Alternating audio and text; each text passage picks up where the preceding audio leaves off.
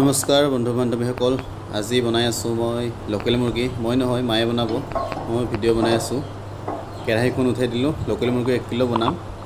আমি ইয়াত কাটি লৈছোঁ, পিঁয়াজ কাটি লৈছোঁ আৰু আদা নহৰু পিছা আছে, পকা জলকীয়া পিচি লৈছোঁ আৰু জিৰা গুড়ি, জিৰাটোও পিচি লৈছোঁ, গুড়ি কৰি লৈছোঁ।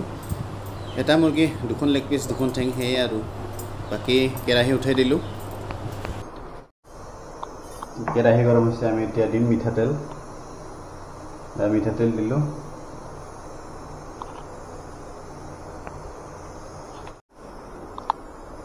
তেজপাত 2খনমান দিছোঁ। তেলখিনি গৰম হৈছে, এতিয়া আমি দিম পিঁয়াজ দিলোঁ। এয়া পিঁয়াজ, এয়া মায়ে দি আছে পিঁয়াজ।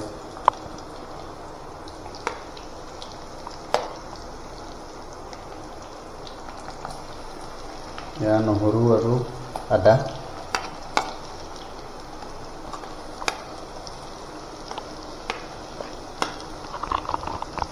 জলকীয়া, পকা জলকীয়া।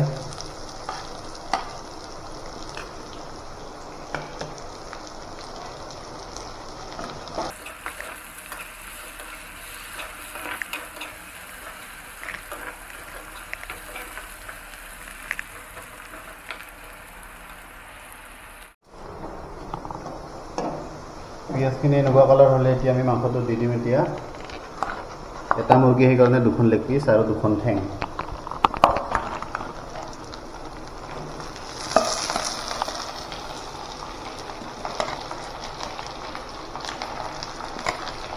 পিচবিলাক সৰু সৰু পিচ, মজা।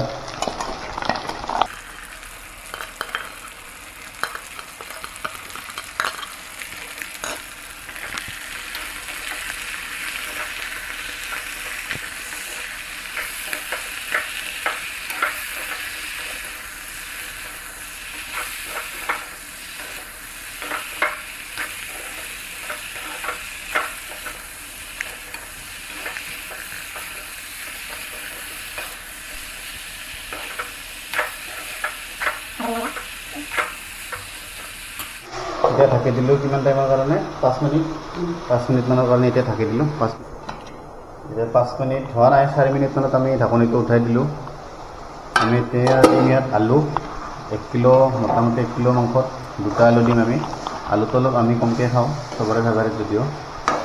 আলু খাই বেছি ভাল লাগিলেও মানে ইমান ভাল নালাগে। আলুটো অলপ কমাই দিছোঁ খোৱা আজিকালি। তথাপি 2টা আলু দিয়া হ'ব আৰু ইয়াত মাংস। এতিয়া আমি ইয়াত একো দিয়া নাই, ফাৰ্ষ্টতে যি দিলোঁ সেইখিনিয়ে আপোনালোকে যি দেখিলে। জলকীয়া, আদা নহৰু আৰু পিঁয়াজ। বাকী মছলা পাতি এইবোৰ পিছত দিয়া হ'ব।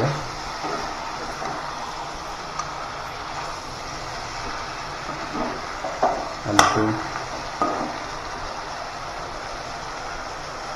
আলু দিম আমি 2টা আলু, 3 পিচ, 6 পিচ আলু মাত্ৰ।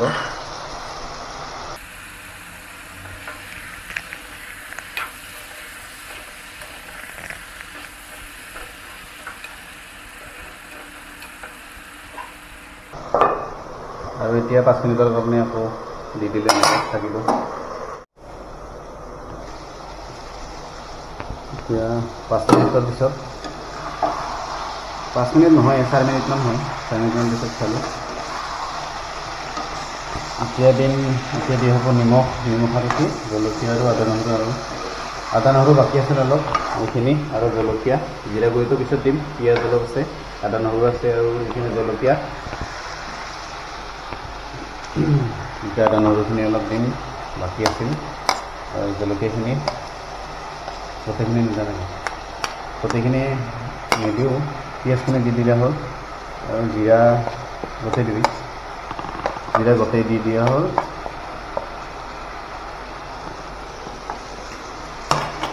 এইখিনি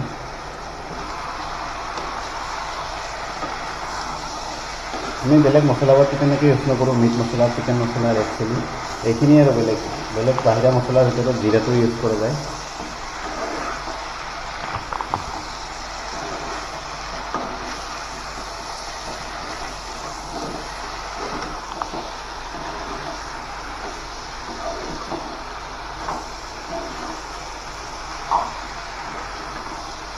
ভইচটো মোৰ কেনেকুৱা আহিছে কমেণ্ট কৰি জনাব। মানে এতিয়া গম নাপাম, মই পিছত গম পাম। মানে অলপ ভইচটো প্ৰব্লেম হৈ আছে মাইক্ৰফোনটোৰ কাৰণে। এতিয়া নিমখ দিম। এতিয়া নিমখ নিজৰ ইচ্ছা অনুযায়ী কিমান খাই আপোনালোকে সেই অনুযায়ী নিমখ দিলে হ'ল। তাত মোটামুটি 1 চামুচ নিমখ আছে।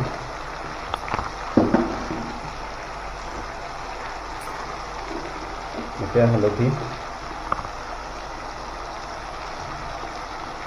হালধিটো কমকৈ খোৱা যায় আমাৰ, হালধিটো অলপ কমকৈ দিয়া হয়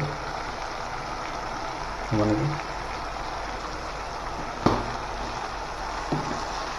এইটো লেগ পিচটো।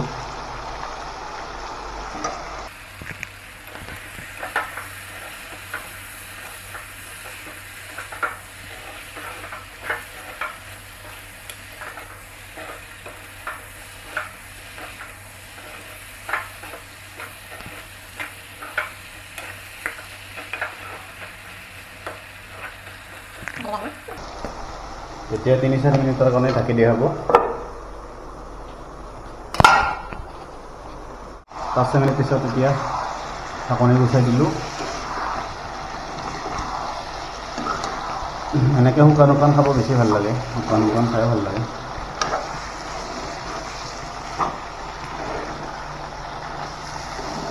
সিজিছে না? 20-25 খাই চাব লাগিব। পিছমান দিছিলোঁ 3-4 মিনিটৰ কাৰণে দিলোঁ আৰু ঢাকি খাই চাম। এই 2 পিছমান মই খাই চাম। ইয়াত এইখিনি দিয়া নহ'ল, এইখিনি বেছি হ'ল মানে আদা নহৰু আৰু জলকীয়া। ইয়াত নিমখটো টেষ্ট কৰি চাম মই। হ'ব দে, নিমখটো চাই লওঁ মই হৈছে নে নাই। গৰম আছে।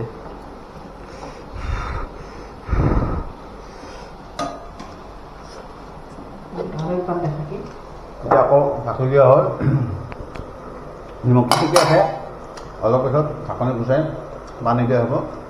পানী দি 10-15 মিনিটমান ৰাখি দিলে মাংস হৈ যাব আমাৰ। এতিয়া নিমখটো ঠিকে আছে। কিমান 20 মিনিট আধা ঘণ্টা পানী দিলেও ঠিকে আছে। নিমখ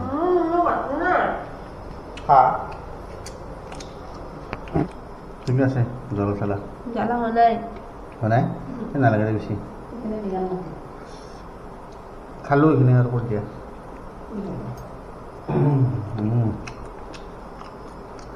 মজা আছে না।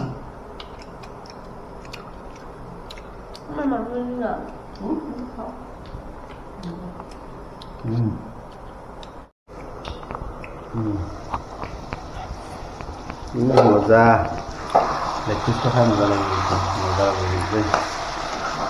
মাংস দিবি নেকি আৰু খাই চাবা। এতিয়া পানী দিয়া হ'ব। গৰম পানী দিওঁ আমি। গৰম পানী দিলে বেছি ভাল আৰু পাৰিলে গৰম পানী দি বনাব লাগে। উপায় নহ'লে আৰু ঠাণ্ডা পানী দিয়া যায়। পানী মাংসখিনি ডুব যোৱাকৈ দিম হয় ন। পানীটো দিলোঁ। এতিয়া মোটামুটি 25 মিনিটমান ৰাখি দিলে আমাৰ মাংস হৈ যাব।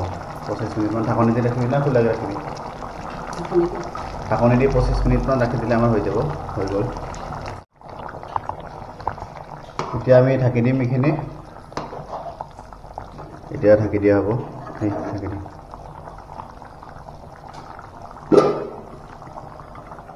মোটামুটি 20-25 মিনিটৰ কাৰণে এৰি দিলোঁ। তাৰপিছত চাই লওঁ পানী কিমান শুকাই নুশুকাই।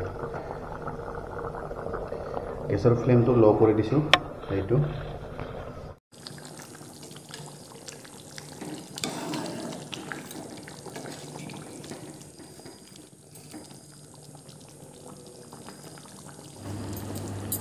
এতিয়া মাংস হৈ গ'ল। শুকাল, পানীটো শুকাই গৈছে। অলপমান মোটামুটি আৰু 2 মিনিটমান থাকিলে মানে হৈ যাব, নমাব পৰা হৈ যাব। এইটো লেগ পিচ কেনেকুৱা লাগিছে, দেখাত কেনেকুৱা লাগিছে জনাব। খাইটো ভালেই লাগিব। অলপ খাই চালোঁ।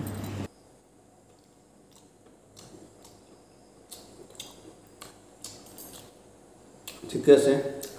ভিডিঅ'টো চাই কেনেকুৱা লাগিলে জনাব। আৰু ভাল লাগিলে লাইক কৰিব, কমেণ্ট কৰিব। বেয়া লাগিলে কমেণ্ট কৰি জনাব। আজিলৈ মানে ভাতকেইটা খাই লওঁ। Bye bye.